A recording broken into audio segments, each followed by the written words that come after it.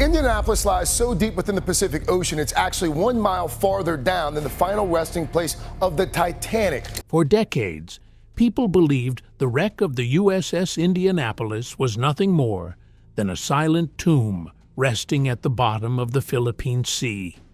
The cruiser lies nearly 18,000 feet deep, almost a mile deeper than the final resting place of the Titanic.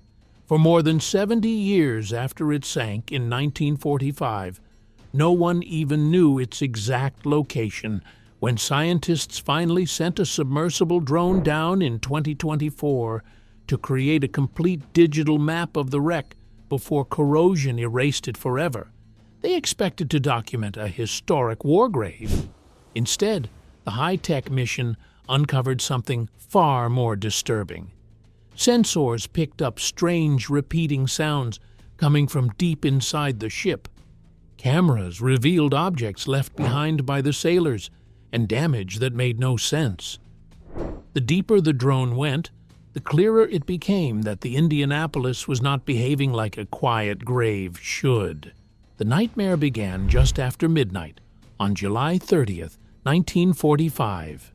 A sailor aboard the USS Indianapolis woke suddenly to the sound of metal tearing somewhere deep in the hull, followed by a violent jolt that threw him from his bunk and slammed him against a steel bulkhead. For a split second, there was silence. Then the deck tilted sharply beneath his feet as seawater began pouring into the corridor. Fire erupted on the deck above, lighting up the night sky. Inside the ship, power failed instantly, and everything went black. Men stumbled out of their bunks in total darkness, trying to understand what had happened. The Indianapolis was one of the fastest heavy cruisers in the Pacific Fleet. Only days earlier, it had completed one of the most secret missions of the entire Second World War. Locked in its cargo holds were the critical components of a weapon unlike anything the world had ever seen. Enriched uranium assemblies and firing mechanisms for the atomic bomb that American forces planned to drop on Japan. The mission had been so highly classified that most of the crew never knew what they were carrying. Armed guards stood constant watch over the crates, and officers were ordered never to discuss the cargo. After delivering it safely to Tinian Island at record speed, the crew believed the danger had passed. The ship turned south toward the Philippines, sailing alone across the open Pacific. But somewhere in the dark waters beneath them, a Japanese submarine had already found its target. Through his periscope, Commander Mochitsura Hashimoto, one of the Imperial Japanese Navy's most experienced submarine captains, watched the unescorted American cruiser crossing the horizon. He recognized it immediately as a large warship traveling without protection. Hashimoto fired 6 torpedoes. 2 struck the Indianapolis with devastating precision. One survivor later described the sound that filled the ship after the explosions. It wasn't just the blasts, he said years afterward. It was the ship itself. The steel was screaming. Deep inside the vessel, engine rooms and machinery spaces flooded rapidly with seawater. Escape routes disappeared behind rising walls of water. Many sailors never made it out of the lower decks. Above them, the cruiser began to die. Heavy cruisers were built to take punishment, but the torpedoes had hit exactly where the ship was most vulnerable. Flooding spread uncontrollably. The bow dipped lower while the entire hull tilted sharply to starboard. Chaos exploded on the main deck. Sailors rushed toward life rafts as the ship lifted beneath their feet. Some men leapt overboard to escape the sinking hull. Others clung desperately to railings as the ocean rose toward them. Then something even worse happened.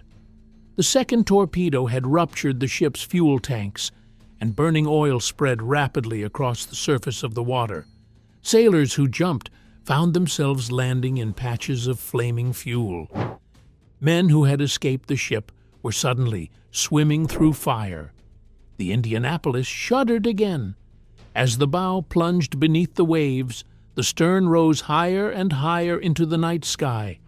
Sailors floating nearby watched in horror as the cruiser's enormous propellers lifted completely out of the ocean, hanging for a moment in the moonlight and dripping seawater. 12 minutes after the torpedoes struck, the massive warship vanished beneath the surface. Hundreds of sailors were still trapped inside. Historians later estimated that between 300 and 400 men never escaped the interior of the ship. When the wreck finally reached the bottom, it came to rest nearly 18,000 feet below the surface in the Philippine Sea. For more than 70 years, its location remained unknown. It was finally discovered in 2017 and is now protected as a military gravesite because so many sailors died inside the hull. Yet the nightmare did not end when the ship went down. Nearly 900 survivors were left floating in the open ocean, scattered across miles of water amid burning oil, wreckage, and total darkness. At first, the men tried to organize themselves into groups. They shared life jackets and tried to keep each other calm. But rescue never arrived. The sun rose the next morning over an endless horizon of empty ocean. Hours turned into days. The Pacific heat became unbearable. Fresh water ran out. Some sailors, desperate with thirst, began drinking seawater. That decision triggered something even more terrifying than dehydration.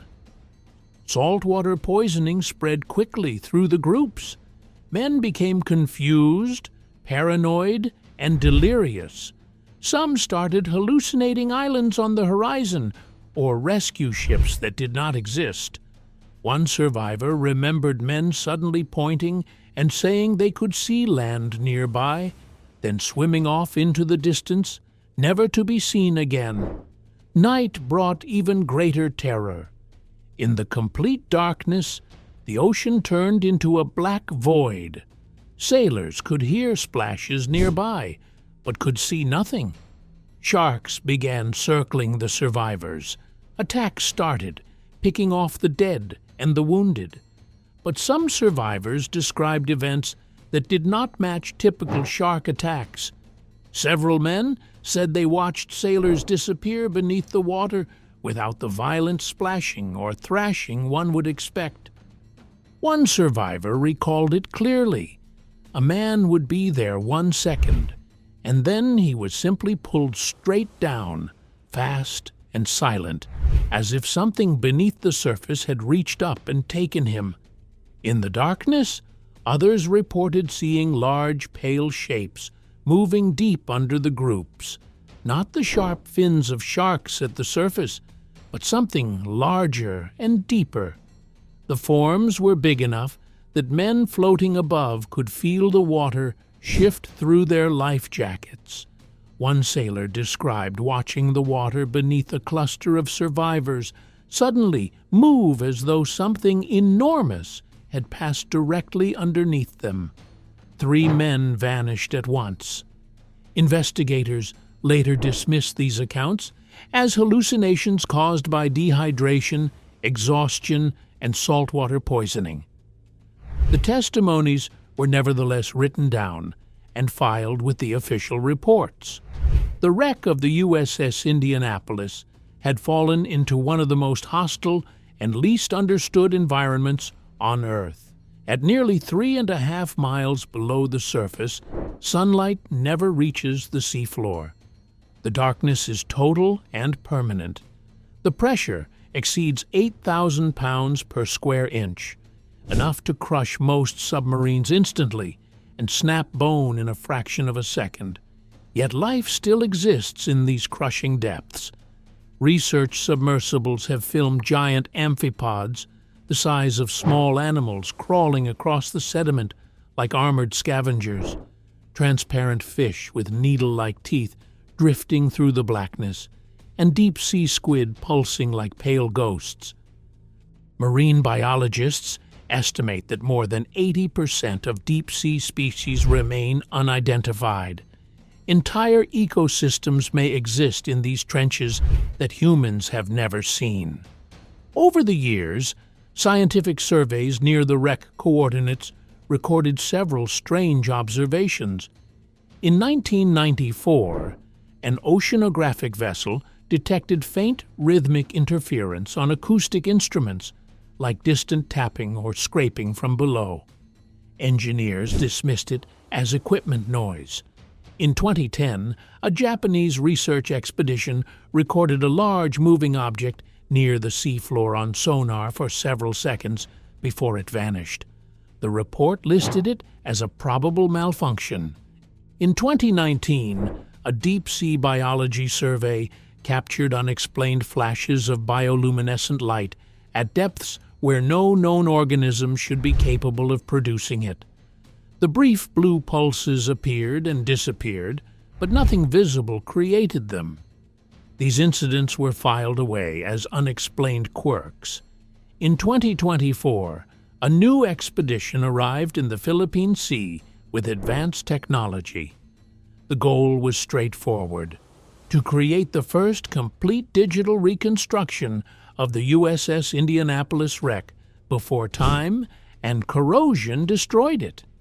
The team used a sophisticated submersible drone called the Triton 4. It carried 8 ultra-high-definition cameras capable of filming in near-total darkness, hypersensitive sonar arrays for 3-dimensional mapping, and acoustic sensors precise enough to detect faint vibrations traveling through steel from nearly half a mile away. 2 quiet observers from the United States Navy were also present. Their role was officially procedural, since the Indianapolis remains a protected war grave under naval authority. Late one evening during calibration, a technician suddenly noticed a faint vibration on his monitor coming from the exact coordinates of the wreck. He replayed the signal. Scrape, pause, scrape.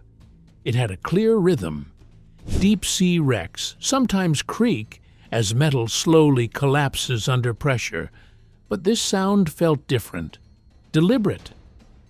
The technician saved the recording quietly, without immediately telling the others.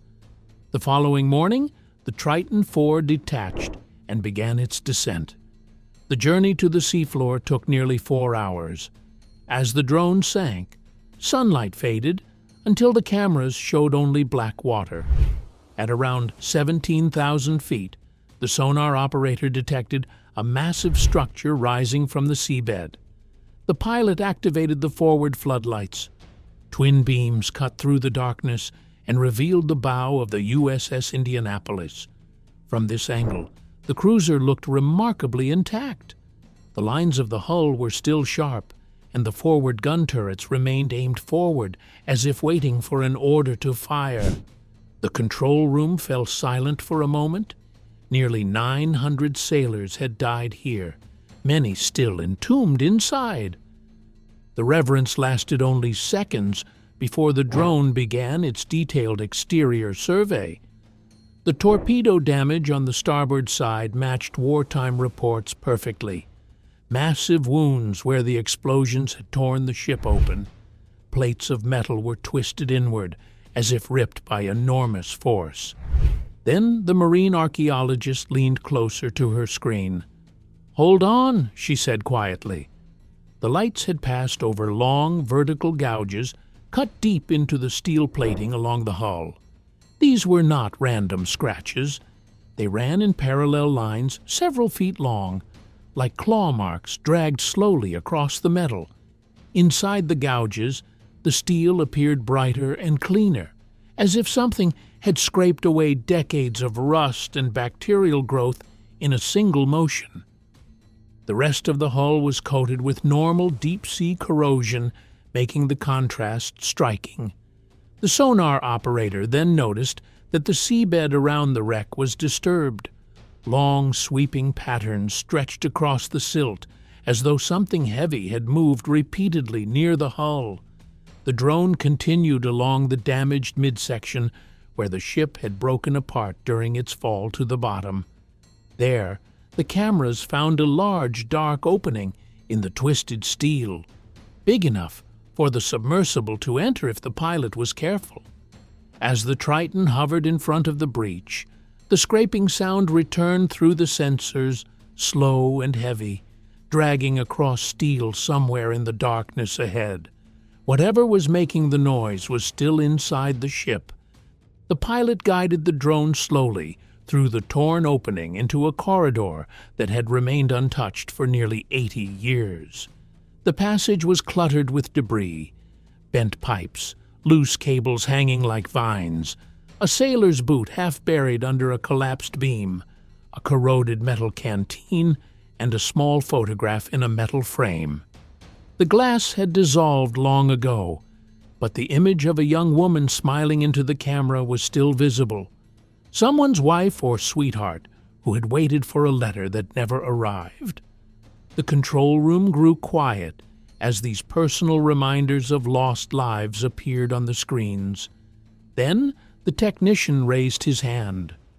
"That sound is back," he said. It was closer now, coming from forward, deeper inside the ship. The drone moved carefully through buckled corridors toward the forward magazine compartments, the area that had once stored the classified atomic cargo. There, the team discovered something impossible. A large hole had been forced through a nearly 1-inch thick steel bulkhead. The metal was bent inward, pushed into the room, as if something powerful had forced its way in from the corridor. On the opposite wall of the compartment, another hole showed the steel bent outward. The damage told a clear story. Something had entered the room with tremendous force and then forced its way out again. These bulkheads were never meant to bend, especially not under the crushing pressure of the deep ocean. The Triton hovered before the second breach. Suddenly, the scraping stopped. A new sound replaced it, a deep, low-frequency hum that traveled through the metal of the ship itself. It was so low, it felt more like pressure in the ears than an audible noise. The pilot eased the drone forward, its lights pushing into the next compartment. Then it happened. Something pale and smooth crossed the camera beam for a fraction of a second. The crew barely registered it in real time. The cameras captured only 3 frames. In the first, a pale shape entered the light. In the second, the form filled most of the view, smooth and curved with no clear outline or features. In the third, it had already vanished into the darkness. Immediately afterward, the video feed collapsed into static. When the signal returned, the Triton had been violently rotated almost 90 degrees. One camera housing was cracked with a spiderweb fracture, and the drone system showed impact warnings. Something had physically struck or shoved the vehicle. The deep hum had stopped, and the ocean around the wreck had gone completely silent again. Hours later, after the Triton was safely recovered, the team reviewed the footage frame by frame. They slowed it down until the 3 mysterious images became clear. The marine biologist studied them for a long time. "It's not a fish," she said finally. Other suggestions included an unknown deep-sea scavenger drawn to the wreck or structural movement inside the collapsing ship, but none fully explained the physical impact on the drone or the way the pale shape had moved. Within 48 hours, the entire expedition changed. The 2 Navy observers began making urgent calls to command. Further dives were immediately canceled. All video recordings, photographs, and acoustic data were classified under naval security protocols. The official public report was brief. It stated only that the survey had been completed successfully and that no significant anomalies had been observed. Yet far below the surface of the Philippine Sea, the wreck of the USS Indianapolis still rests in permanent darkness near the edge of the abyss.